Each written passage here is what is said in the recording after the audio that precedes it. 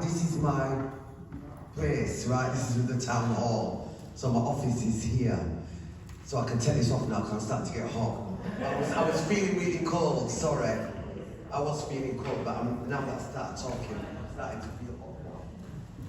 Right, sorry about that, people. Yeah, so it's really important that, for me, it's about really empowering communities. That's what this whole thing really is about. Because, say for example, here in Lambeth, as a cabinet member with my portfolio of healthier communities, I see how much money is spent on mental health services. And then I see the outcomes for our racialised communities. It's not good enough. Where is the good outcomes for our communities taking place? It's not. So, I don't know if you all know, but I'm somebody with lived experience, both of my own mental health challenges and as a carer for 3 siblings over the past nearly 40 years now. I'm a lot older than I look. And so this is some of the history. Where the patient and carer race equality framework came from is actually my lived experience of trying to advocate for my sister with a mental health trust, and we've got social worker, nurses. Every day it's a different nurse, every day it's a different coordinator. You're repeating the story over and over and over again. My sister's not getting better. The children, my niece, my nephew, everybody's distressed, my mother's distressed, everybody is in a state of crisis because it's not just one individual that's affected, it's the whole family and the whole network around that person is feeling the impact in relation to their loved ones.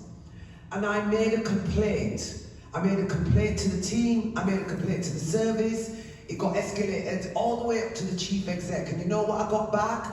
A copy and paste letter, and I knew it was a copy and paste letter. It wasn't even personal to me, with some fake signature at the bottom. And after that I knew, you know what, nobody's ever going to listen to me.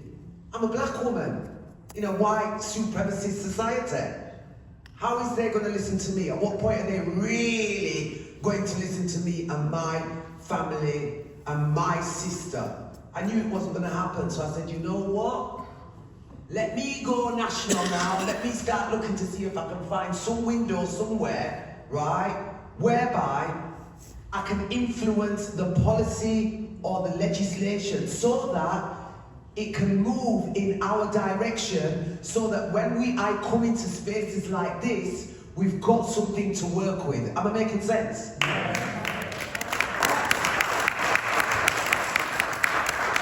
only reason I'm there is for here. For you, here. Because for me, it's personal, right? I've lost 2 siblings. One at the age of 54, one at the age of 41. Right? Barry and Carlton. Right? The death of my brother Barry is coming up. Now, always around this time, April, May, I start getting stressed.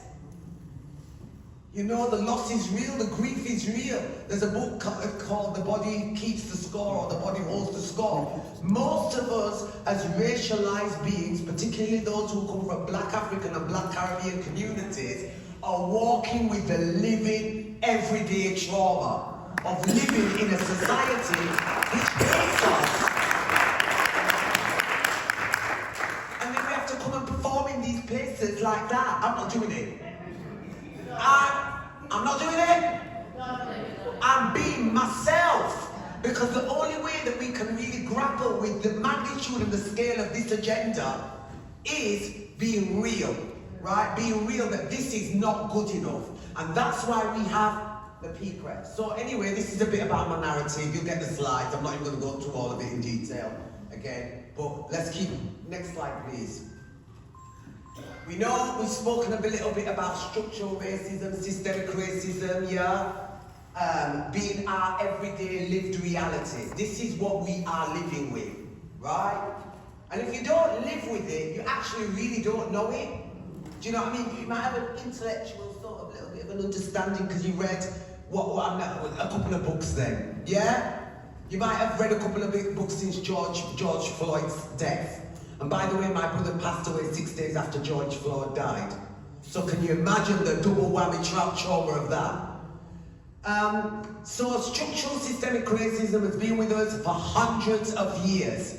The magnitude and the scale of this challenge is not a couple of little tick box exercises overnight going to resolve this. This is D work, right? Because what we're up against is all of that. I don't know if you've heard the term white fragility, right?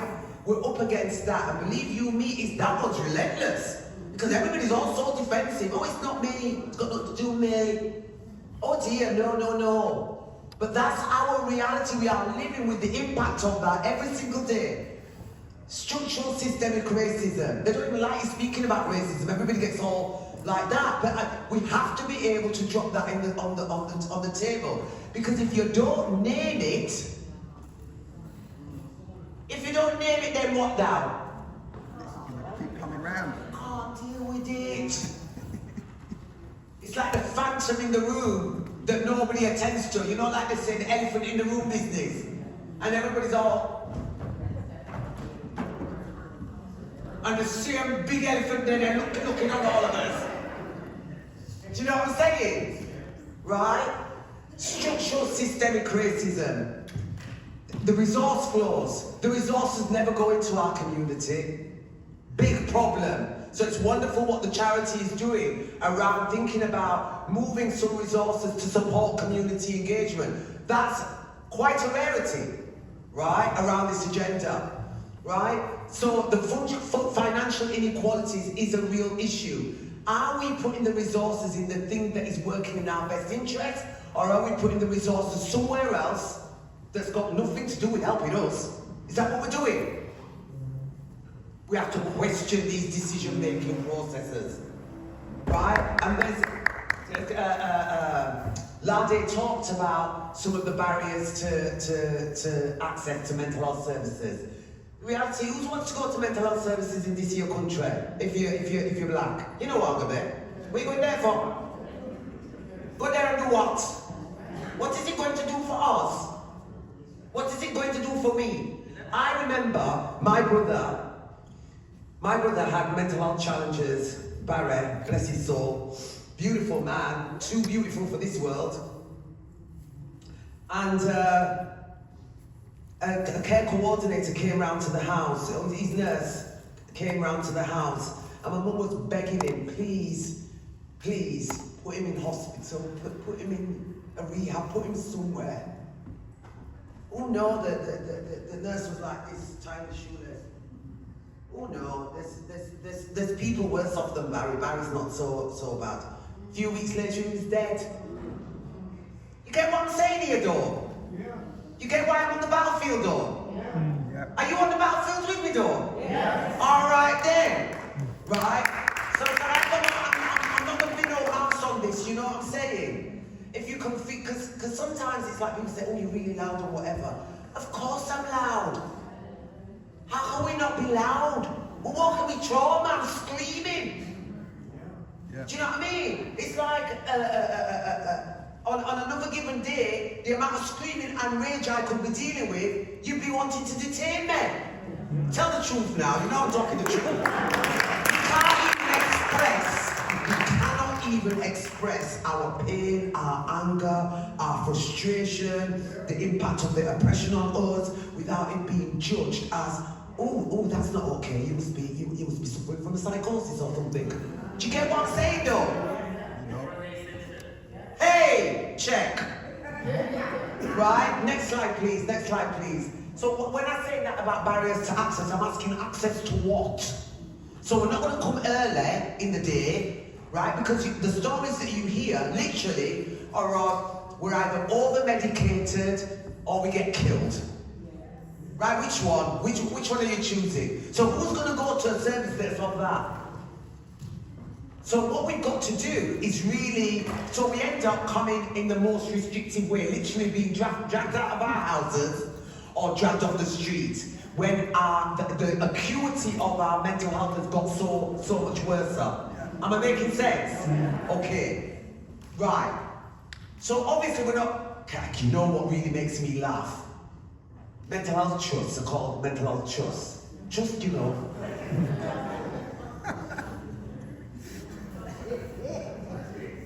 Trust, you know what?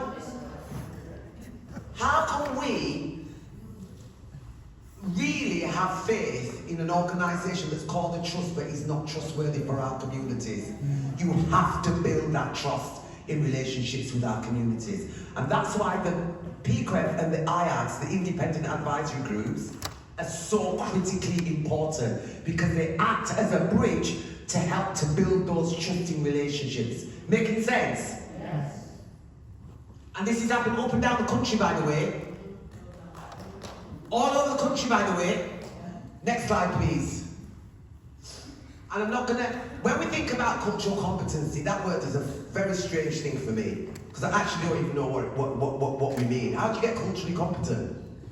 We need to be culturally sensitive, we need to be culturally intelligent, we need to have cultural humility, we need to have, deal with cultural safety, we need to have cultural awareness.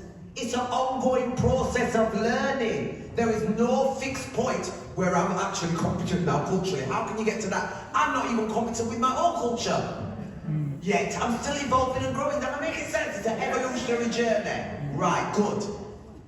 So there's we know that there's a massive issue around racism bubbling under or very visible in this here country. You know, and in fact all over the world, we know that that's what's going on. And it's getting worse, because you know what's going on elsewhere, right? You know they're all coming even further for us. They already got rid of all the black people at the White House. Yep. Right? So you know what I'm saying, right? That's the global context that we're operating with. And in that context, we still have to survive, and it's made it even worse for us, yeah? So we've seen the unrest that took place, the riots recently, and so forth. Right, there is an urgent need for reform around how we do mental health service provision in this here country, right? Either it's for people to help support people to heal, or you are saying that it is just the same as when you originated mental health hospitals way back, you know, in the Caribbean, when they were built next to the prisons, you know that, right? As forms of social control. That's its history. It was never a history of care, it was a history of social control. Yeah? And we need to get better at understanding the history of what's got us here into this moment, and not just deal with things at a surface level, because this thing's deep-rooted. Right?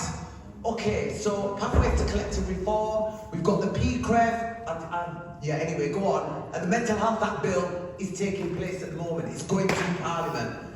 I need to make sure that you are very informed of what is taking place in relation to that mental health bill, right? Because that's the mental health legislation that gives the legal right to detain people when they are at risk of harm to themselves or to others, right? It ain't just that you just go and drag people off the street when they're ill, you know. There is law that enables you to do that. And part of our IAD training is about equipping our community members to understand the context that you are operating in. Yes? You get me though? Yes. Right? So that legislation is either going to make our lives better as a racialized communities, or even worse. Because when they made the amendments in the 2007 Act, right, from the 1983 Mental Health Act, when they made those amendments, that 2007 Act created the is it compulsory or community treatment orders? Community treatment orders. I never called them community. Never I called them. I called them compulsory treatment orders. But anyway, it is community treatment orders. Those CTOs came in under the 2007 Act, didn't they? Right? What that led to is higher levels of detention for black people under those orders. Do you understand what I'm saying? So it's very critical that we understand the legislative context that is operating either in our interest or not in our interest, yeah? Next slide, please. So, the evolution of the PCREF. So, it actually came from a recommendation that I made at what is called the CRIS Commission. So that Trust Commission, at the same time as I was also the Vice Chair of the England's Mental Health Task Force, I'm not going to go into all the detail, you'll see it in my memoirs. No, seriously, I'm going to write them because this thing has to be recorded. Do you know what I mean? It really does. Like the struggle against racism is real. It really is real. And I also need for my people to know that journey, to also know that yous can do a similar kind of thing in whatever. There are ways to get to where we've got to here now. Do you know what I mean? Yeah? Right, so that Trust Commission made that recommendation. However, I knew it wasn't going to get anywhere. Kept it in my back pocket. When I saw the mental health that review come up, I said, yeah, let me go around that table. Yeah, let me go and sit down on that one there. And so I managed to get that recommendation through.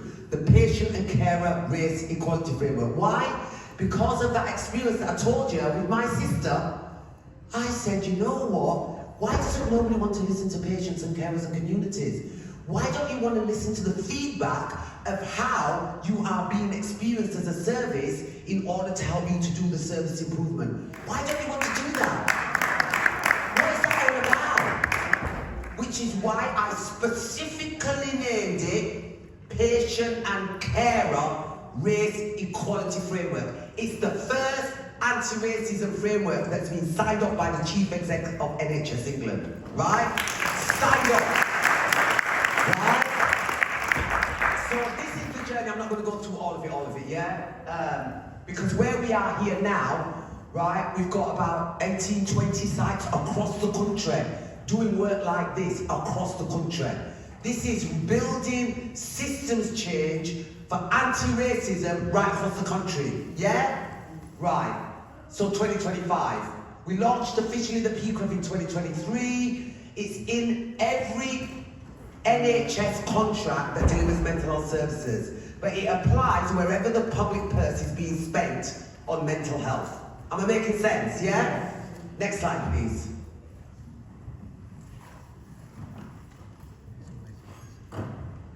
So what makes the PCREF stand out? What makes this anti-racism framework, this race equity accountability framework, what makes it different from all what's gone down before? Because patient and care are included involved. Centrally. That's right. Number one. Yeah. And the next thing is, so your voices have influence. And I'm going to come to you in a minute about how even more influential you are than even other before. So, it's basically in the contracts, as I've said, yeah? That's one. It's in the legal statement on health inequalities, 2023, and we'll be going forward. It's in the NHS equality delivery system. We've embedded it in the culture of care for standards for inpatient services. It's NHS England. It's in the provider board guidance, it's in the triangle of care for carers, we've created bespoke anti-racism training for the workforce. I'm now working at the moment actually with a few different trusts delivering anti-racism training for ward managers. It's absolutely an eye-opener. And I'll tell you why. Because they are every single day dealing with relentless racism. And you know what? It's like everything. In fact, nobody's even looking at it, they're not tackling it, right? Because they don't know what to do. They don't know how to do it. They are not empowered or even understanding how racism is manifesting itself. There's no literacy there in order to then be able to respond or even have safe conversations in relation to that. So we've created safe training spaces for the wards in order to help them to deal with developing their anti-racism practice. It's phenomenal, I have to say. We've got support from adult social services and the rest of the VCSE sector, and it was the only mention, the one mention of an intervention, an anti-racism intervention, that the Equality and Human Rights Commission could mention when last year, 2024, they did the UN Committee on racial discrimination, yeah? You know, the UN came to England to look at you right across all your public sector and look at what progress are you making on racial discrimination, yeah? Met for 2 days. You can go online and you can listen to it. The only one mention that the government could put forward was the patient and carer race equality framework. Can you imagine that?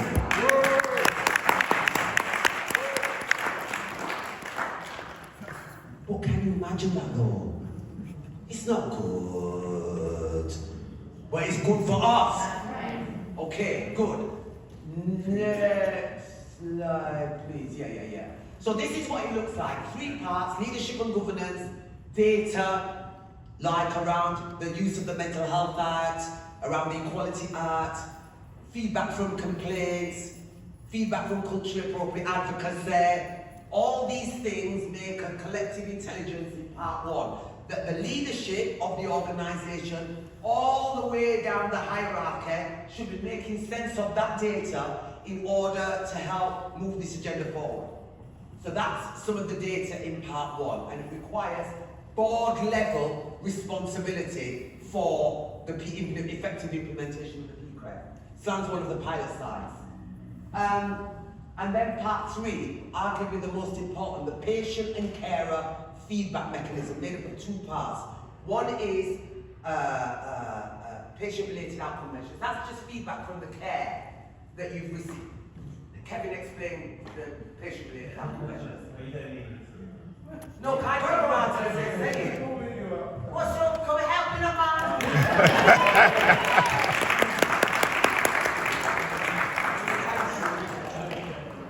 Yeah, so the patient reported outcome measures are a set of measures that obviously patients... What's a measure?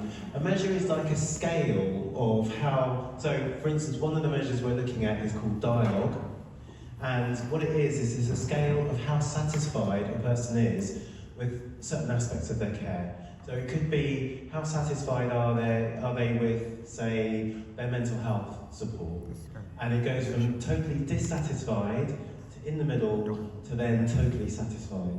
And the whole idea is that when we support people with their mental health, we expect them to move to the satisfied bit and make sure that they're improving. But all the data is suggesting that, because we're not asking that to a question, we're not seeing that, and all the data suggests that actually all the care that we're providing isn't improving people's outcomes.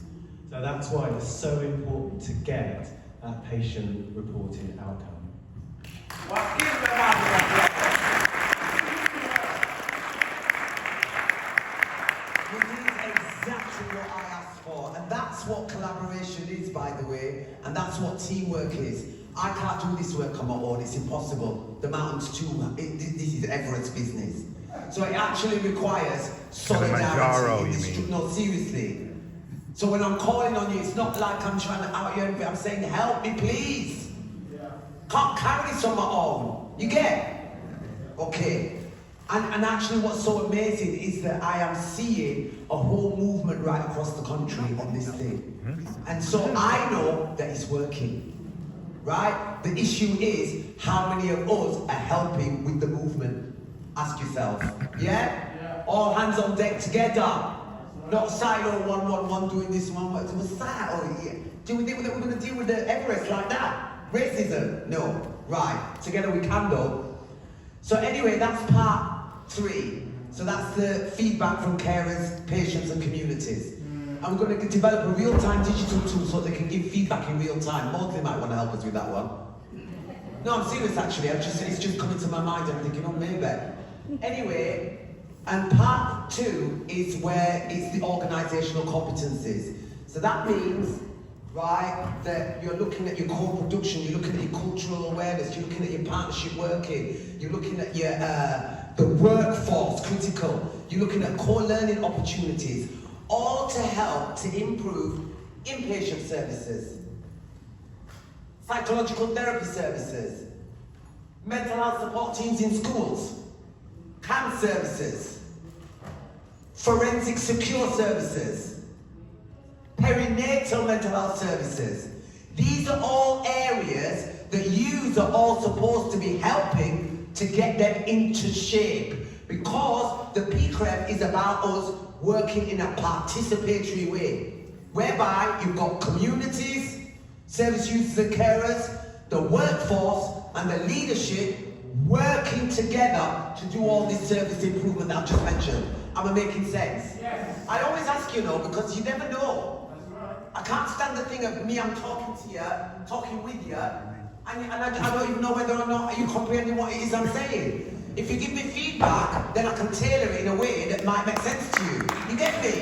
Yes. Don't leave me hanging up here like that. Right, next slide please.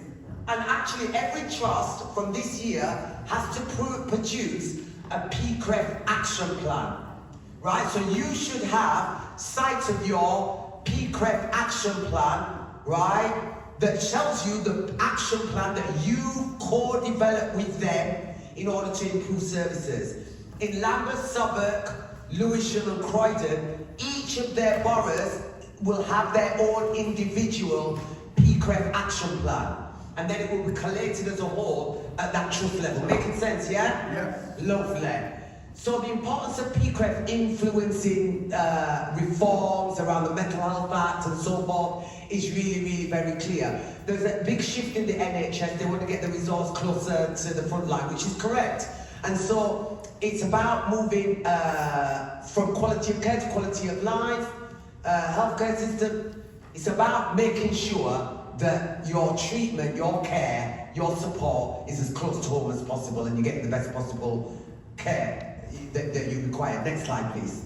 I want to kind of keep it moving because I want to show you this. Kira's not here. And I did ask her if she could make it, you know, to come down here because I wanted to share with you the progress that's been made with the CQC. Do you know what the CQC are? The regulators for all health and social care services, yeah? Say what? Gatekeepers. In a way, they're not gatekeepers, but what they are is that they have to give feedback on whether or not your service is outstanding or good or inadequate or poor. Like Ofsted. Yeah? Ofsted. Pardon, like Ofsted. Like an Ofsted kind of thing, right? And what we've got done is I've been working very closely with the CQC for about 3 years now, right? And at first, I had to say to them, and you can imagine that I would be saying to them. You can imagine, can't you? Let me say it nicely. You've been absent without leave on your responsibilities when it comes to the racialized experience. That's what I've said to them, behind closed doors, but I haven't said it as nicely as I'm saying it to you. Right? But that's because I'm saying it with feeling. But you know when you're saying with feeling, you know, I remember quickly, there was at this meeting, and this woman with lived experience, she lost her daughter through harm from an NHS service, dead, right? And she's speaking her pain, and she's talking to the people around patient safety around it. Do you know the people made a complaint because of the way that she was talking? They made a complaint because of the way she was talking. Why did they do that? Because white people find it very difficult to listen to our stories and our pain, unless we're talking in a voice like that, maybe, like one of those. You know, that kind of voice like that. Maybe it's more easier to hear. I like that a lot. But you know what I'm saying? Yeah, you get the point. So anyway, Kira, she is she's an absolute engine of focus on our behalf. And I'm making her visible in this room, even though she's not here in this room. Because this woman has brought the PCREF from over there right into the heart of what it is that the CQC is doing in relation to anti-racism. She's an advocate who works, you know, like somebody on top here, they look like really calm and cool like that, but underneath them, even in a way like that. She's one of them. She's absolutely a diamond. Senior Equity and Rights Officer. And I will get her on a platform or a panel at some point so that you can know who are all these players that are working in our best interest on this matter. Next slide, please. Take care. Yeah. So the CQC regulates all health services and all social care services, right? And they monitor the use of the Mental Health Act. Next slide, please. So their judgments about whether or not you're outstanding or you're good or you're inadequate or you requires improvement. A lot of these services really look at their CQC assessments because they want to be the best. Right. Right? So what we've done is we've managed to get the CQC inspectors will be looking for evidence of effective implementation of the PCREF. Therefore, your feedback about the PCREF implementation matters because it will contribute to the assessment of whether or not services are well led or responsive. Am I making any sense here? Yes. This is a serious lever of power that yous all have now, right? So a lot of it is up to you as to regard the level of involvement that you want in order to support the system to improve, to work with it to improve. Or we can all sort of like, you know, miss the opportunity. Yeah? So the CQC is prioritizing becoming an anti-racism organization, right? Next slide, please. Right, and the PCREF is a very important tool to support us in upholding expectations of equitable outcomes for all. You get? Next slide, please. So they've mapped the PCREF to the assessment framework, right? So I said under the categories of responsive, equity in experience and outcomes. Yeah. Am I making sense here or what? Right? Trust level. And so that you've got to provide evidence for these two categories about whether it's well-led, shared directional culture.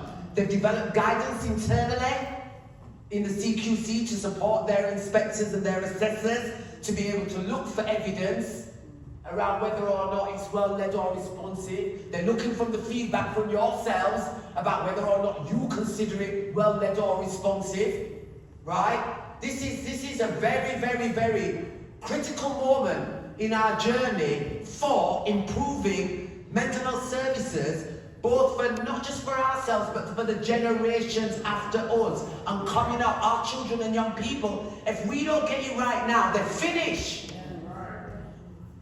And we've all got accountability and responsibility on this matter. Right. Right? Because actually we don't come out of individualistic societies, you know. Our history is African history, right? We come from collective communities. Collective.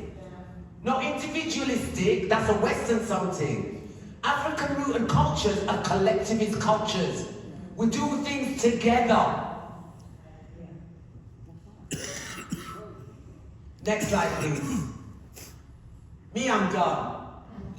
All I'm saying is, right, we have a moment here, and I'm asking you to really embrace this moment and get involved, because the work that is already being conducted, I can see, is starting to take shape in the right sort of like direction. But we're at the foothills. There's a long way to go. But I believe that we're not going to even have to wait until the next generation, the generation after that. Actually, if we start operating, working together from now, we can sort this out well and truly in our lifetime. And in fact, even before that. You understand? Yes. So, in solidarity, my people, in solidarity.